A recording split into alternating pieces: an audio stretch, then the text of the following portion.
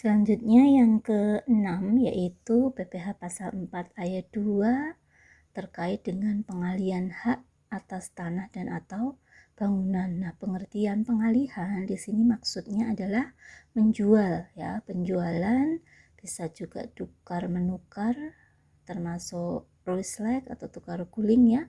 Kemudian perjanjian pemindahan hak, pelepasan hak, menyerahkan hak, lelang, hibah ataupun cara lain yang disepakati dengan pemerintah guna pembangunan, bisa untuk kepentingan umum, bisa baik yang memerlukan persyaratan khusus maupun tidak, atau dengan pihak selain pemerintah, atau bisa bentuk pengalihan lain.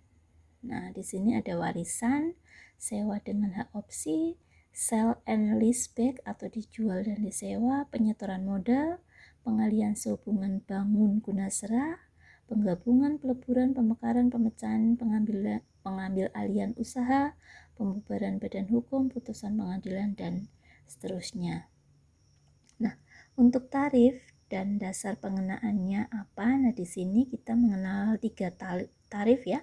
Tarif yang pertama yaitu 2,5%, kemudian 1% dan 0% atau dikecualikan. Untuk yang tarif 2,5% dari jumlah bruto nilai pengalihan yang merupakan nilai tertinggi ya. Nilai pengalihannya itu kalau 2,5% adalah nilai tertinggi antara nilai berdasar akta pengalihan atau NJOP atau nilai jual objek pajak di SPPT PBB-nya. Kemudian nilai berdasarkan keputusan pejabat bersangkutan untuk pengalihan kepada pemerintah yang tidak memerlukan persyaratan khusus. Kemudian nilai berdasar risalah lelang untuk pengalihan sesuai peraturan lelang. Kemudian tarif yang kedua yaitu 1%. Nah, 1% ini adalah untuk pengalihan hak atas rumah sederhana dan rumah sangat sederhana ya, yaitu 1% dari jumlah bruto nilai pengalihan. Kemudian yang tarif 0%, nah atau yang disebut dengan dikecualikan dari pemotongan PPh final atas pengalihan hak atas tanah dan atau bangunan. Di sini 0% itu berlaku untuk orang pribadi yang melakukan penjualan atau mengalihkan hak atas tanah dan atau bangunan ini. Orang pribadi ini berpenghasilan di bawah PTKP ya, atau penghasilan tidak kena pajak, yang mengalihkan hak atas objek tanah dan atau bangunan bernilai brutonya kurang dari 60 juta dan tidak dipecah-pecah ya, utuh kurang dari 60 juta. Kemudian bisa juga orang pribadi atau badan yang mengalihkan hak kepada pemerintah guna pembangunan untuk kepentingan umum yang memerlukan persyaratan khusus. Kemudian yang selanjutnya orang pribadi yang mengalihkan hak melalui hibah kepada keluarga sedarah dalam garis keturunan lurus 1 derajat. Misalkan dari ayah ke anaknya, seperti itu ya. Atau dari anak ke ayahnya, ayah kandung, anak kandung. Kemudian yang keempat yaitu orang pribadi atau badan yang mengalihkan hak melalui hibah kepada badan keagamaan, badan pendidikan, badan sosial, termasuk koperasi, yayasan, dan orang pribadi yang menjalankan UMKM ini untuk pada saat mengalihkan juga tidak kena PPh final atas pengalihan hak atas tanah dan bangunan ini. Pengalihan melalui warisan, kemudian orang pribadi atau badan yang tidak termasuk sebagai objek pajak ini juga dikecualikan dari PPh pasal 4 ayat 2 atas kegiatan mengalihkan hak atas tanah atau bangunan atau menjual ya, maksudnya itu istilah gampangnya.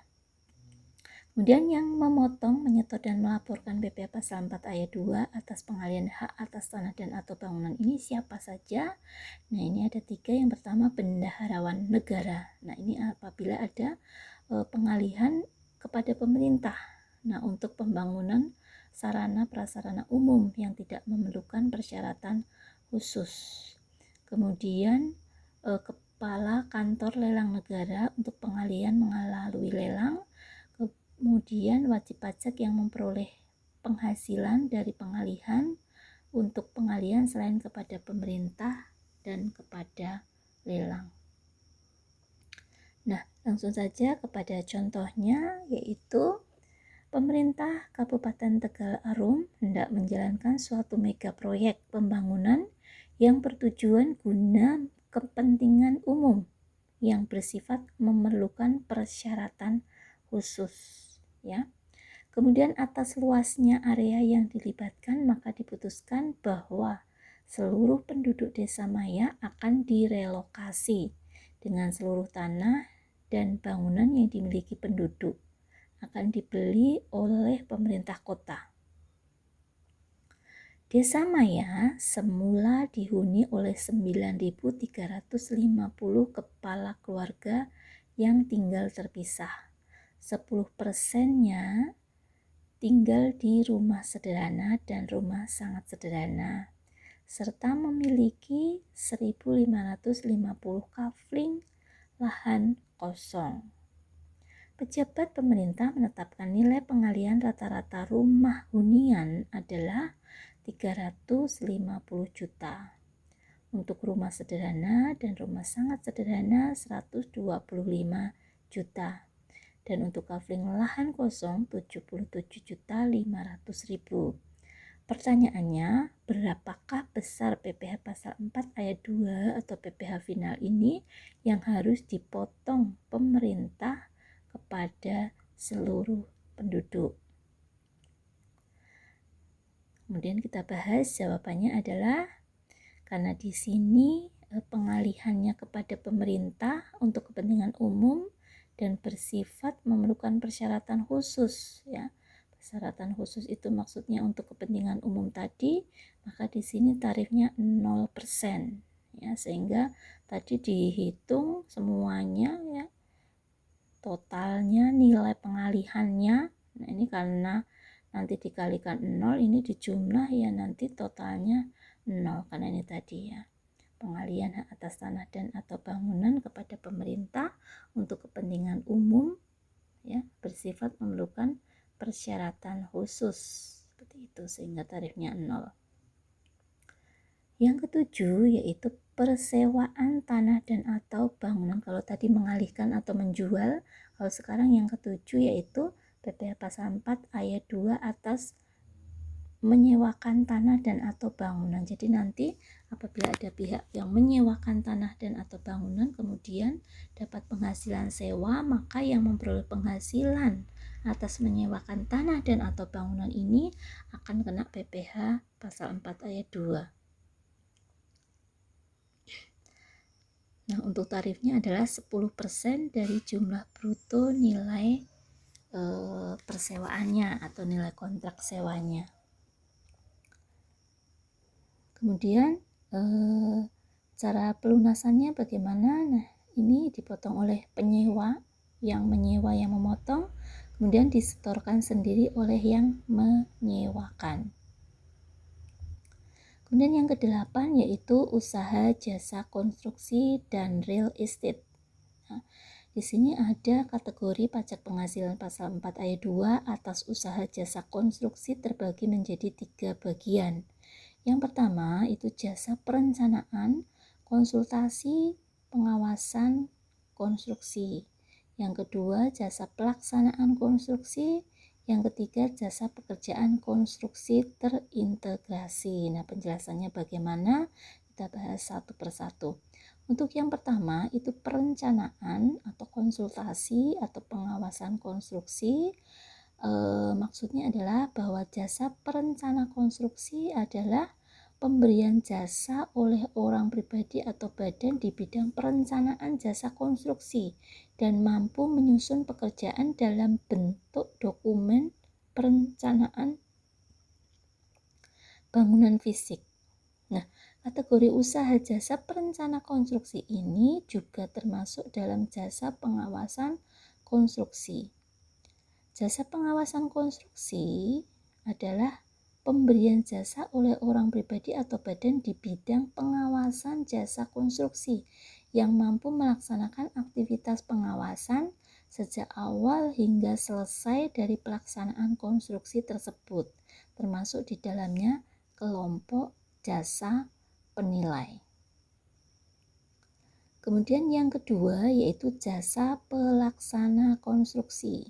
Nah, maksudnya apa? Yaitu jasa pelaksana konstruksi adalah pemberian jasa oleh orang pribadi atau badan di bidang pelaksanaan jasa konstruksi dan mampu melaksanakan kegiatannya untuk merealisasikan suatu hasil perencanaan menjadi bangunan atau bentuk fisik lainnya. Yang ketiga yaitu jasa pekerjaan konstruksi yang terintegrasi. Maksudnya adalah layanan jasa pekerjaan konstruksi terintegrasi itu mencakup gabungan pekerjaan konstruksi dan jasa konsultasi konstruksi, termasuk di dalamnya penggabungan fungsi layanan dalam model penggabungan perencanaan, pengadaan, dan pembangunan, serta model penggabungan perencanaan dan pembangunan. Nah, berikut adalah tabel perbandingan tarif pajak penghasilan pasal 4 ayat 2 atas usaha jasa konstruksi menurut PP nomor 51 tahun 2008 yang lama dan menurut PP nomor 9 tahun 2022 atau peraturan yang terbaru. Nah, ini perbedaannya yang pertama itu untuk PP nomor 51 tahun 2008. Nah, di sini untuk tarifnya mengalami perubahan ya, di sini tarifnya mengalami perubahan. Nah, kemudian kita bagi terlebih dahulu. Di sini ada kategori yang pertama memiliki SBU atau sertifikat badan usaha ya. Kemudian atau SKK atau sertifikat kompetensi kerja ya. Jadi SBU itu untuk badan, kalau badan konstruksi ya atau perusahaan konstruksi. Kalau SKK itu adalah surat atau sertifikat kompetensi kerja, itu adalah untuk kontraktor atau orang pribadi yang melakukan usaha jasa konstruksi. Nah, kalau memiliki SBU dan SKK ini kategorinya. Kemudian nanti ada yang kedua yaitu tidak memiliki SBU atau SKK. Kemudian yang ketiga itu tambahan tarif baru jenis jasa konstruksi. Nah, kita bahas yang pertama, apabila usaha jasa konstruksi itu memiliki SBU atau SKK. Menurut PP 51 tahun 2008, nah di sini tarifnya itu 2%, 3%, 4%. Nah, untuk PP nomor 9 tahun 2022 ini lebih rendah, jadi lebih menguntungkan. Ini 2, 3, 4% menjadi 1,75%, 2,65%, 3,50%. Nah, ini pembagiannya seperti apa? Nah, yang pertama, ini kita lihat yang terbaru saja ya. Jasa pelaksana. Jadi perusahaan jasa konstruksi sebagai jasa pelaksana atau kategorinya memiliki SBU atau SKK. Nah, untuk kategorinya atau jenis jasa konstruksinya itu yang pertama jasa pelaksana konstruksi oleh pengusaha berkualifikasi kecil atau SKK untuk usaha orang perseorangan. Jadi kualifikasinya kecil. Kalau dulu itu 2%, nah untuk peraturan terbaru itu 1,75%. Kemudian jasa pelaksana. Nah, konstruksi oleh pengusaha berkualifikasi menengah dan besar. Kalau dulu 3%, sekarang 2,65%. Kemudian jasa perencana, kalau tadi pelaksana ya. Sekarang untuk jasa konstruksi yang termasuk jenis jasa konstruksinya adalah jasa perencana maupun pengawasan, konsultasi konstruksi. Nah, berlaku baik pengusaha berkualifikasi kecil, menengah, atau besar, atau yang memiliki SKK atau sertifikat kompetensi kerja untuk usaha orang perseorangan. Nah, kalau dulu itu 4%, sekarang 3,5%. Nah, ini tadi adalah untuk yang memiliki SPU atau SKK. Nah, kategori yang kedua yaitu yang tidak memiliki SPU atau SKK. Ya. Untuk kategorinya tidak memiliki SPU sebagai jasa pelaksana konstruksi yang tidak memiliki kualifikasi atau tidak mempunyai sertifikat kompetensi kerja untuk usaha orang perseorangan. Ini sama ya, kebetulan ini sama. Kalau yang lama itu 4%, sekarang juga masih 4%.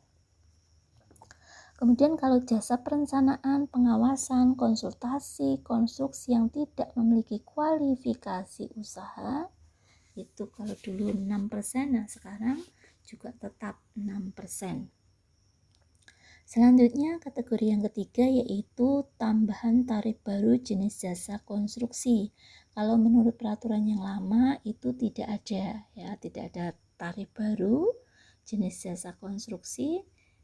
Nah, sekarang untuk yang terbaru, peraturan terbaru itu ada tambahan tarif baru jenis jasa konstruksi, yaitu jenis jasa konstruksinya adalah jasa pelaksanaan konstruksi terintegrasi yang memiliki sertifikat badan usaha.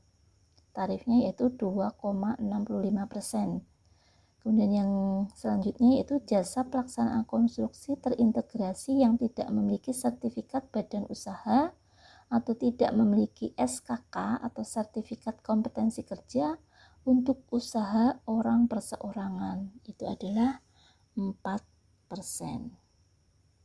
Nah, keterangan tambahan ini maksudnya adalah selama masa peralihan untuk kontrak yang ditandatangani sebelum PP nomor 9 tahun 2022 diundangkan, maka kontrak yang dibayarkan sebelum berlakunya PP ini berlaku ketentuan PP 51/2008 dan perubahan pertamanya. Sedangkan untuk kontrak yang dibayarkan sejak beleh terbaru ini berlaku, maka pengenaan pajaknya berdasarkan PP nomor 9 tahun 2022.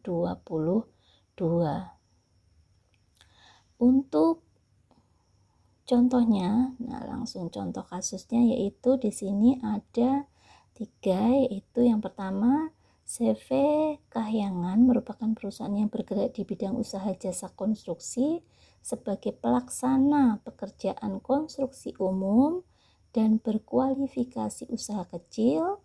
Pada periode Maret sampai dengan Desember tahun 2022, perusahaan menerima kontrak sebagai berikut. Pelaksanaan konstruksi prototipe rumah tahan gempa senilai 565 juta rupiah dan perkiraan penghasilan netonya adalah 135 juta rupiah. Yang kedua, PT Sukses merupakan perusahaan kontraktor dengan kualifikasi usaha kecil sebagai perencana konstruksi atas proyek jembatan antar pulau dengan nilai kontrak senilai 420 juta. Jadi yang pertama ini tadi pelaksana, yang ini perencana. Nah, yang nomor 3 ini adalah pengawas ya. PT Kuat sebagai perusahaan pengawas konstruksi Bandar Udara Internasional dengan nilai kontrak 376 miliar 500 juta rupiah dan perkiraan penghasilan netonya 25 miliar 350 juta rupiah. Diketahui PT Kuat tidak mempunyai kualifikasi usaha. Nah, pertanyaannya, atas berbagai kontrak tersebut, pajak apakah yang dikenakan dan berapakah besarnya pajak PPh pasal 4 ayat 2? Yang pertama kita bahas terkait dengan PPh pasal 4 ayat 2 atau PPh final sesuai dengan ketentuan PP nomor 9 tahun 2022, yaitu sebesar 1,75% dari 565 juta. yaitu 9.887.500 rupiah.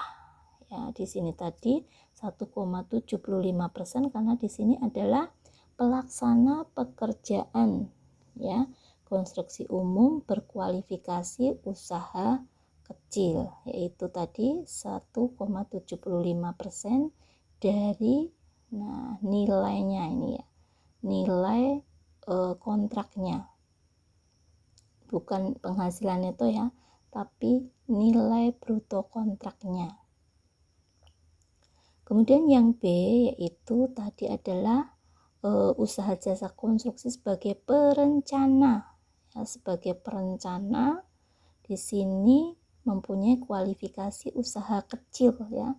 Kalau perencana kualifikasi usaha kecil tadi menurut PP yang baru itu 3,5% ya dari nilai bruto kontraknya ya. Bukan penghasilan itu tapi nilai brutonya, yaitu 3,5% dari 420 juta yaitu 14.700.000. Dan yang C itu PPh pasal 4 ayat 2 atau PPh final sesuai dengan peraturan yang terbaru PP nomor 9 tahun 2022, yaitu PPh finalnya adalah 6% dari nilai bruto. Kenapa 6%? Karena ini tadi kategorinya adalah pengawas dan tidak mempunyai kualifikasi usaha ya, tarifnya 6%. Dari nilai brutonya tadi adalah 376.500.000.000 ya, jadi bukan neto tapi yang brutonya, sehingga 6% kalikan 376.500.000.000 sama dengan 22.590.000.000 rupiah. Yang kesembilan yaitu PPh pasal 4 ayat 2 atas dividen yang diterima oleh wajib pajak orang pribadi. Nah, ini mengacu pada PPh pasal 17 ayat 2C, di mana cakupannya adalah dividen yang diterima atau diperoleh wajib pajak orang pribadi tanpa pengecualian. Ya, tarif dan dasar pengenaannya adalah 10% dari jumlah bruto. Ya. Untuk pemotong, penyetor, dan pelapornya adalah pembayar dividen. Nah, contohnya adalah Tuan Pandu merupakan salah satu pendiri PT Nirwana yang berdomisili usaha di Kota Palembang dengan kepemilikan 300.000 lembar dari 1.500.000 lembar saham yang beredar.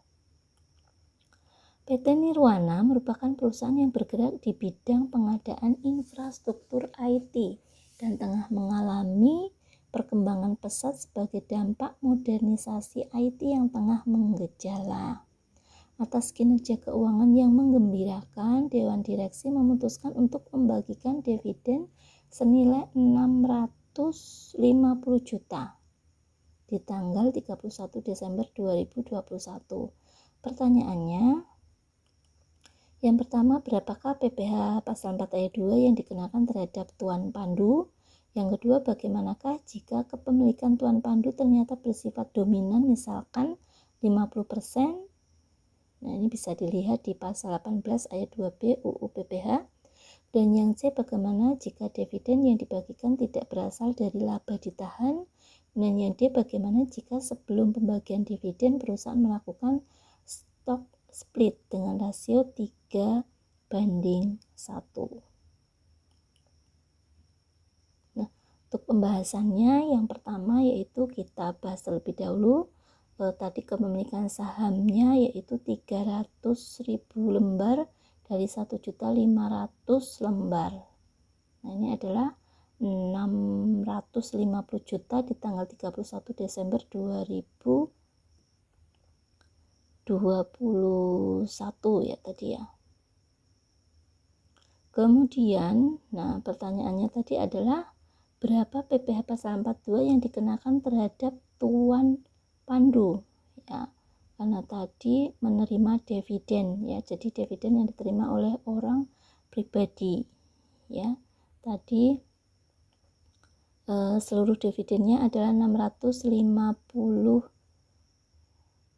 juta ya, maka di sini kita buat proporsinya ya. Untuk tarifnya tadi 10%, maka di sini adalah 10% dari proporsinya dulu, 300.000 per 1.500.000 lembar dikalikan dengan jumlah dividen keseluruhan itu 650 juta, sehingga proporsinya 0,2 dikalikan 650 juta itu 130 juta, ya. 130 juta dividennya, maka di sini adalah 10%-nya. PPh pasal 4 ayat 2 nya adalah 10% dari 130 juta tadi, sehingga 13 juta itu adalah PPh pasal 4 ayat 2 atas dividen yang diterima oleh Tuan Pandu tadi. Pertanyaan yang kedua, bagaimana jika kepemilikan Tuan Pandu ternyata bersifat dominan 50%, ya. Nah, di sini status dominansi kepemilikan oleh Pandu tidak mempengaruhi perlakuan perpajakan terhadap dividen yang diterimanya sebagai wajib pajak orang pribadi. Pajak yang dikenakan tetap bersifat final, yaitu 10% dari 50%-nya dari 650 juta, yaitu 32.500.000. Yang C, yaitu pertanyaannya tadi adalah bagaimana jika dividen yang dibagikan tidak berasal dari laba ditahan, ya. Asal dana pembagian dividen oleh perusahaan tidak mempengaruhi perlakuan perpajakan dividen yang diterima oleh orang pribadi. Pajak yang dikenakan tetap bersifat final. Kemudian pertanyaan yang keempat tadi, bagaimana jika sebelum pembagian dividen perusahaan melakukan stock split dengan rasio 3:1, jadi sahamnya dipecah, ya. Tidak mempengaruhi jumlah saham, cuman mempengaruhi jumlah harga per lembar sahamnya. Keberadaan stock split di sini tidak mempengaruhi persentase kepemilikan saham tiap pemilik, tidak mengubah jumlah modal yang disetor, sehingga besaran dividen dan perlakuan perpajakannya tidak berubah. Baik, demikianlah materi tentang PPh pasal 4 ayat 2. Silahkan dipelajari lebih lanjut. Terima kasih. Wassalamualaikum warahmatullahi wabarakatuh.